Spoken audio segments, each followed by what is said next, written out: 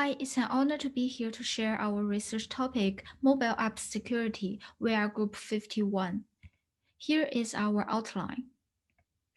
Mobile apps are applications installed on mobile devices. They are written to on particular operating systems such as Android and Apple. There are three main purposes: consumer, business, or both. It can be installed from three different app stores: vendor app stores, third party, and private app stores. According to the research, there are 50% of organizations have no budget for mobile security. 50% of employees who choose to use their personal devices for business do so without their employer knowing. 60% of IT and IT security practitioners report their organization as likely breached by an insecure app. There are six main challenges. First is information leakage, loss, and distort. The second one is incomplete information. Third is denial of services attack. Fourth is virus attack. After that, network challenges and the transport challenges are key part.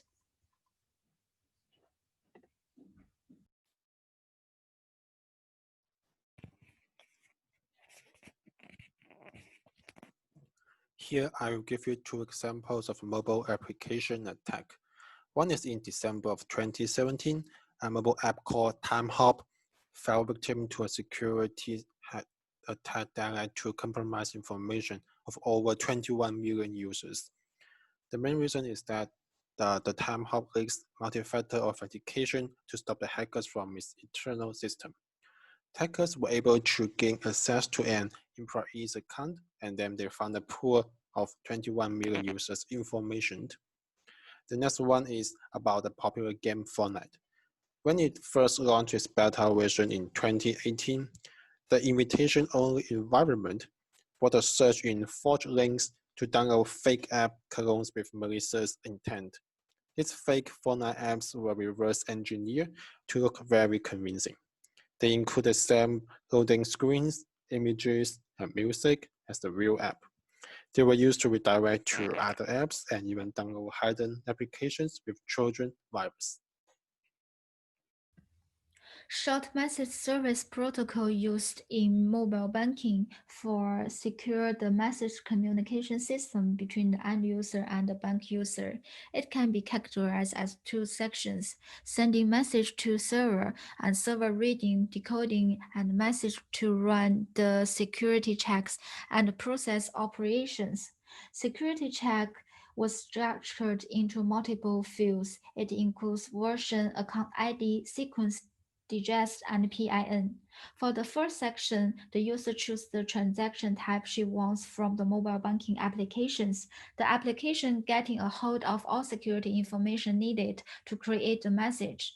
Then hash the message. The hash value contains some ciphered information to secure that the attacker cannot use the ciphered information to generate a new digest.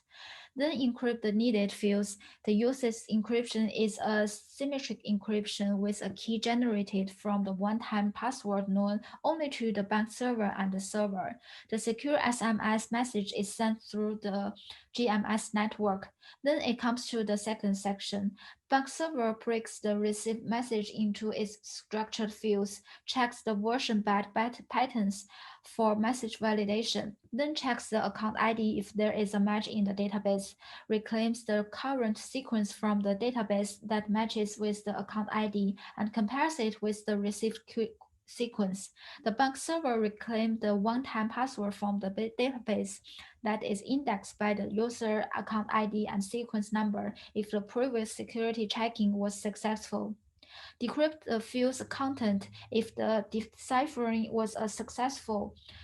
The one-time password is wasted and the sequence value is incremented by 1. Upon decryption, the server hashes the message in the mobile banking application using the same algorithm and compares it to the digits received. If the comparison of the digits is successful, the server retrieves the PIN from the database and compares it to the received PIN. If all the inspections of security are completed, the requested transaction is performed by the bank server. For the advantages of SMS, it provides confidentiality, integrity, authentication, availability, and non-repetition services. It uses unique and one-time password to encrypt and decrypt. Use the PIN for the authentication. The limitation of this protocol is it uses SHA-1 for message digest, which is not secure. It might infect the integrity. Hence, to develop a secure algorithm of generating the digest, which is the hash value, and the encryption algorithm of the message is the key to improve the protocol.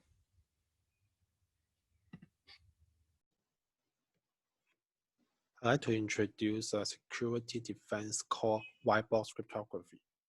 It is a technology that allows to perform cryptography operations without revealing any portion of confidential information, such as the cryptography key. There are many ways to achieve this. One method is to combine the secret key with random code and data, just like the graph showed. In such a way, the random data cannot be distinguished from key information. The white box cryptography is quite different from black box cryptography. In traditional black box cryptography, keys added on each round and make before encryption or decryption execution. But white box cryptography contain key in an algorithm without add key operation. When it comes to the advantages, for the attacker, it is hard to determine the original key, even though the cryptography algorithms are openly observable and modifiable. They also include protections against static analysis, runtime code modification, timing attacks, and fault injections. It can resist reverse engineering threats to the cryptography keys, but it still has some limitation. Firstly, there's no standard specification for white box cryptography. And then it needs to cope with other anti-reverse engineering deterrents to deal with the threats. It's not easy to execute.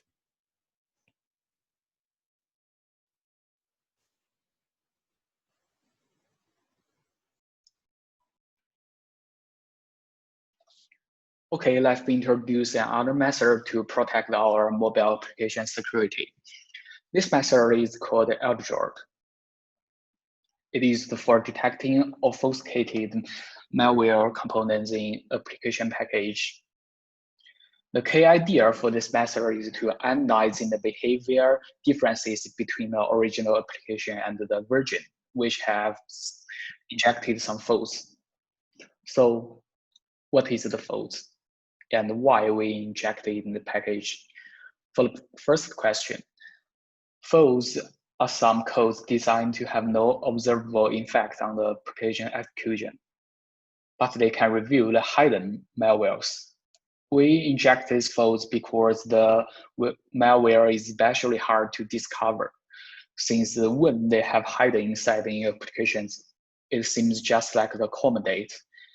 Through these faults, we can reveal these hidden malwares. The Eldjord have two components.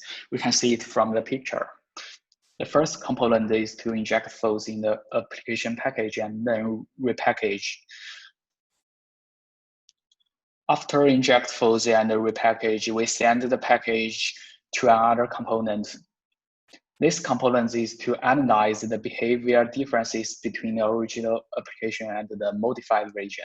Then we can catch the obfuscated malwares. This table is the experimental results to evaluate Eldjord performance. We can find that Eldjord have a good effect for the detecting malware. It has a high reconciliation rate. The last part, I want to introduce the future development in mobile security. First, it should focus on users.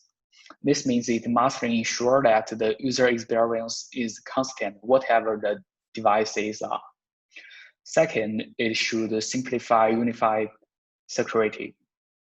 we may have more and more mobile platforms in the future. So can we use one solution to implement multiple security features?